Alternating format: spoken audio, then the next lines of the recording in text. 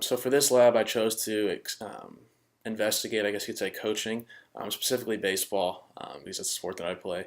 And I think that this is a good example for this lab because people don't really understand what all goes into coaching. It's not just, do this, do that kind of thing. You have to know a lot of different things, I feel like. And with that being said, the disciplines such as kinesiology, obviously, because they're sports, but health studies and athletic training, which are similar to kinesiology, but it's not really necessarily human movement when we're talking about health studies and athletic training. That they're a little bit different in terms of injury prevention and taking care of things like that. And then also psychology. There's a famous quote by Yogi Berra, catcher for the Yankees way back when, that said that 90% of baseball is mental and the other half is physical. So obviously that quote kind of stuck because 90 and a half don't match up. But the basis of the quote is saying that baseball specifically, but also any sport, there's so much more that goes into it besides physical ability. You have to be mentally tough. So with that being said, I looked up some of the course requirements for a minor in coaching at a four-year school because I really didn't realize there was a minor in coaching until I got to college. And some of the things that I noticed were obviously you had to know kinesiology. You have to learn how to teach movements. You have to improve movements. Obviously, you have to know the sport. You don't coach a sport if you don't know it. Maybe when you're younger, but you can't coach a college professional level sport if you don't know the sport in and out. And then strength and conditioning is obviously a vital part because of how popular and mainstream it's become in sports. Health studies, you have to know first aid. Of course, you're going to have a staff in high school, middle school, even up to the professional ranks of trainers and doctors. But for example, when I was in high school, we had one trainer for every sport. So he may have been at football practice while we were having fall baseball practice, and if somebody went down or collapsed, God forbid, you have to know how to support that athlete and make sure that they're okay. And then finally, psychology. You have to be supportive but challenging. You have to be a good communicator, obviously.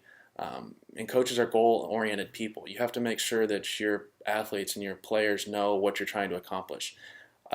Personally, I hate when a coach just says, do this because I'm the coach.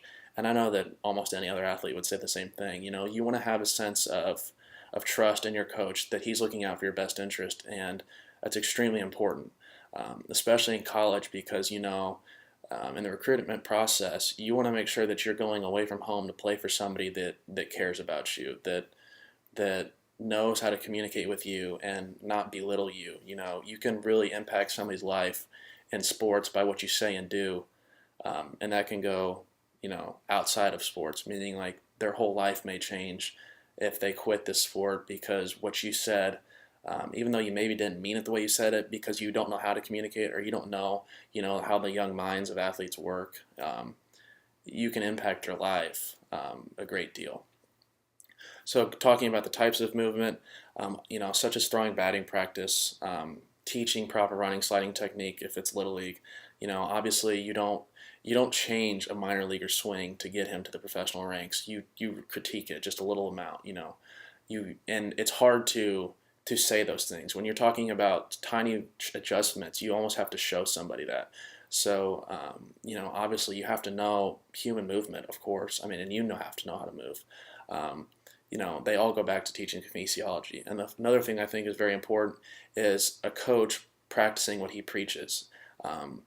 Personally, I think it's way more beneficial for a coach to be able to replicate movements and to still be in good shape. That's not to say that old people can't be good coaches because they know the game, way better than the young.